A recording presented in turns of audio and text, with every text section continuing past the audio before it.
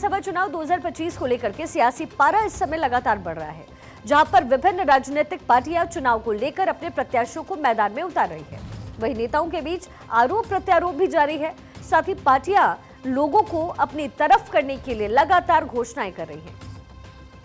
कल अरविंद केजरीवाल, प्रवेश वर्मा सहित कई बड़े नेताओं ने नामांकन फाइल किया। वहीं आज जंगपुरा से आम आदमी पार्टी उम्मीदवार सौरभ भारद्वाज ने मनीष सिसोदिया ने नामांकन फाइल किया। वहीं ग्रेटर कैलाश विधानसभा सीट से आम आदमी पार्टी के उम्मीदवार सौरभ भारद्वाज ने अपना पर्चा भरा है। बाबरपुर विधानसभा सीट से गोपाल राय ने नामांकन फाइल किया। दिल्ली की जो सबसे हाई प्रोफाइल सीट है नई दिल्ली विधानसभा, वहां से कांग्रेस उम्मीदवार संदीप दीक्षित ने नामांकन फाइल किया और उनके ऑपोजिट जो है उसको लेकर के कांग्रेस की तरफ से भी बीजेपी की तरफ से भी तैयारी की गई है। रजौरी गार्डन विधानसभा सीट से बीजेपी उम्मीदवार मनजिंदर सिंह सिरसा ने पर्चा भरा और करावल नगर सीट से बीजेपी उम्मीदवार कपिल मिश्रा ने अपना पर्चा दाखिल किया है।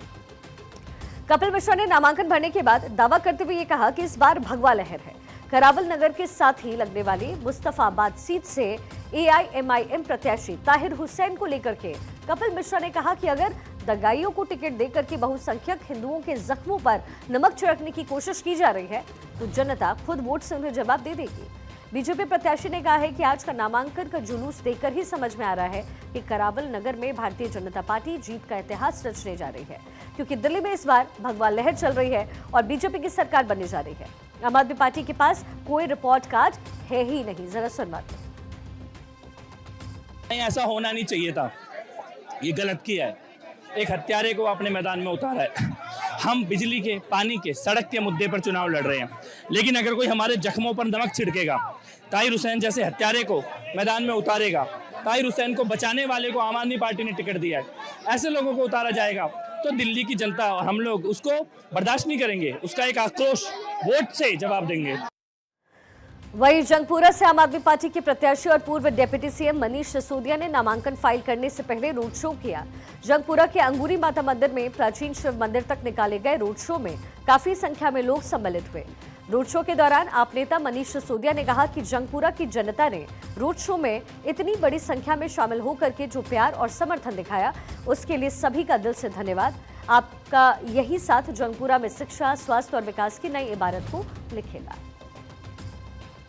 विधानसभा से आम आदमी पार्टी के उम्मीदवार के रूप में अरविंद केजरीवाल जी के एक सिपाही के रूप में मैंने नामांकन दाखिल किया है और इस विश्वास पर दाखिल किया है कि जंगपुरा के लोग, जंगपुरा का एक एक भाई, एक एक बहन वही प्यार और सम्मान अपने इस भाई को देंगे जो पिछले 10 साल से आम आदमी पार्टी को देते रहे हैं। जो प्यार और सम्मान और आशीर्वाद पूरी दिल्ली में अरविंद केजरीवाल जी की टीम को मिलता रहा है, वही प्यार और सम्मान इस चुनाव में भी बरकरार रहेगा।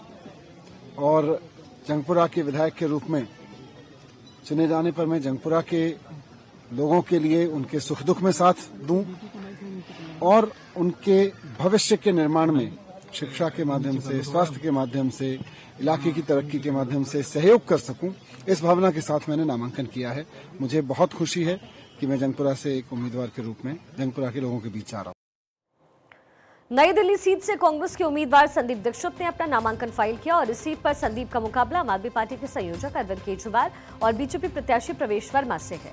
केजरीवाल और वर्मा ने कल इस सीट पर अपना नामांकन फाइल किया। आपको बता दें, केजरीवाल की टक्कर 2 पूर्व मुख्यमंत्रियों के बेटे से है। संदीप दिल्ली के पूर्व सीएम शीला दीक्षित और प्रवेश वर्मा पूर्व मुख्यमंत्री साहिब सिंह वर्मा के बेटे हैं।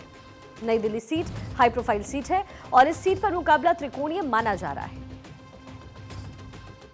तो मैंने कहा इतनी नाराजगी क्यों? तो पता चला उनकी नाराजगी हर उस व्यक्ति से जो आके कुछ कह रहा है, क्योंकि फिर वो कहने लगे 10 साल में तो कुछ हुआ नहीं, हमारा बेवकूफ बनाया गया। लोगों में नाराजगी बहुत थी। फिर जब धीरे धीरे बताना शुरू किया कि नहीं, हम तो उस पार्टी से हैं जिसकी वो उनके अंदर में एक मन होता है 10 साल पहले का, तो माहौल बदलने लगा। आपने देखा होगा कुछ वीडियो निकले जिसमें केजरीवाल साहब से कहा गया कि भाई साहब आपने काम क्या किया है, जो काम किया है कांग्रेस ने किया है। ये हम नहीं कह रहे, मुझे तो ये डायलॉग रोज सुनाई पड़ रहा है। मैं कई लोगों से जब पटका उतार के जाता हूं और उस समय एकदम नहीं पहचान पाते हैं कुछ, तो वो बिल्कुल एक ऐसी भाषा बोलते हैं कि ऐसा लगता है ऑलमोस्ट कि कोई कांग्रेस का कार्यकर्ता बात कर रहा हो।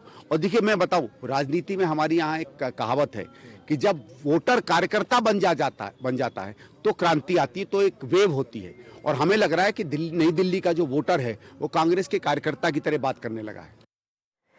दिल्ली की राउज एवेन्यू कोर्ट ने कांग्रेस के पूर्व सांसद संदीप दीक्षित ने दायर मानहानि की शिकायत पर सीएम आतिशी मारलेना और आपके सांसद संजय सिंह को नोटिस जारी किया। कोर्ट ने इस मामले की अब अगली सुनवाई 27 जनवरी को निर्धारित की है।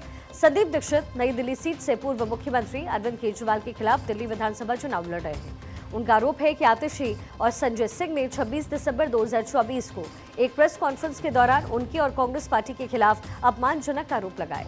दीक्षित ने अपनी शिकायत में कहा है कि आप नेताओं ने उन पर भाजपा और कांग्रेस से करोड़ों रुपए लेने और आम आदमी पार्टी को हराने के लिए भाजपा के साथ मिलीभगत करने का आरोप लगाया। यह आरोप संदीप दीक्षित के लिए बेहद गंभीर है और उन्होंने इस पर कानूनी कार्रवाई की है। आपको बता दें, कांग्रेस नेता संदीप दीक्षित ने 31 जनवरी को कहा था कि वो इस मामले में 10 करोड़ रुपए की मांग करेंगे। उन्होंने ये भी स्पष्ट किया कि यदि उन्हें ये राशि मिलती है तो वो 5 करोड़ रुपए यमुना नदी की सफाई और 5 करोड़ रुपए प्रदूषण पर अंकुश लगाने के लिए दान करेंगे। चलिए आगे बढ़ते।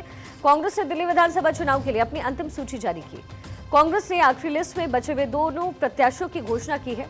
आम आदमी पार्टी के बाद अब कांग्रेस ने भी सभी 70 सीटों पर अपने उम्मीदवार घोषित किए।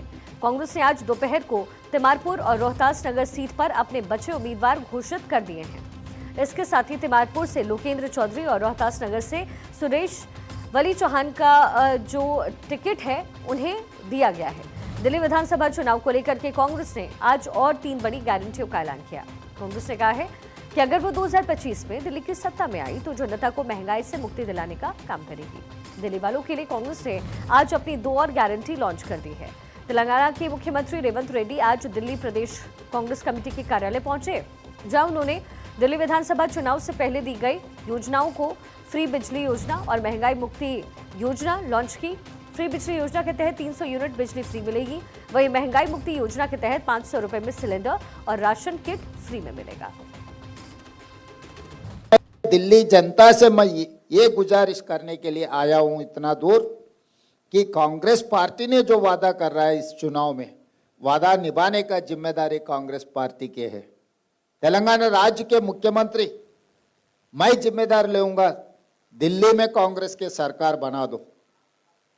जब शीला दीक्षित ने दिल्ली के मुख्यमंत्री थी, 15 साल जो भी दिल्ली का तरक्की, आप मेट्रो रेल देखो, सीएनजी गाड़ियों का देखो, सड़क का देखो, फ्लाईओवर्स का देखो, जो भी दिल्ली का डेवलपमेंट हुआ था शीला दीक्षित जी ने जब मुख्यमंत्री थी तभी किए। उसके बाद 3 बार केजरीवाल जी ने मुख्यमंत्री बने, 3 बार मोदी जी प्रधानमंत्री बने। दिल्ली का हाल कैसे हो गया आप देखो। रेवंत रेड्डी ने कहा कि तेलंगाना में विधानसभा चुनाव के दौरान 5 वायदे किए गए और हर एक वादे को निभाने की कोशिश की है। तेलंगाना सरकार 50 लाख लोगों को 200 यूनिट फ्री बिजली और 500 रुपए में सिलेंडर दे रही है और अब दिल्ली में भी कांग्रेस सरकार आने पर तेलंगाना की तरह लोगों को सुविधाएं दी जाएंगी। अब इसे महंगाई मुक्ति योजना नाम दिया गया है। इसके तहत दिल्ली के लोगों को 500 रुपए में गैस सिलेंडर के साथ राशन किट फ्री दी जाएगी। राशन किट में 2 किलो चीनी, 1 लीटर तेल, 6 किलो दाल और 250 ग्राम चाय पत्ती मिलेगी। इसके अलावा एक मुफ्त बिजली योजना भी लॉन्च की गई है। कांग्रेस ने दावा किया कि आपकी 200 यूनिट के मुकाबले कांग्रेस फ्री बिजली योजना के तहत लोगों को 300 यूनिट बिजली मुफ्त देगी। अब आपको बता दें, इससे पहले भी कांग्रेस 3 गारंटियां लॉन्च कर चुकी है, लेकिन जनता में कांग्रेस को लेकर के उतना उत्साह फिलहाल नजर नहीं आ रहा। 12 साल से दिल्ली की सत्ता से दूर कांग्रेस अपनी खोई हुई जमीन को पाने के लिए कोई कोर कसर नहीं छोड़ रही है। इससे पहले भी कांग्रेस ने पूर्वांचल और बिहार के लोगों से छठ महापर्व को कुंभ की तरह ही मनाने का वादा किया। कांग्रेस ने यह भी घोषणा की है कि यमुना के किनारे छठ महापर्व के लिए विशेष स्थान निर्धारित किए जाएंगे। इस घाट का नाम स्वयं श्रीमती शारदा सिन्हा, स्वर्गीय श्रीमती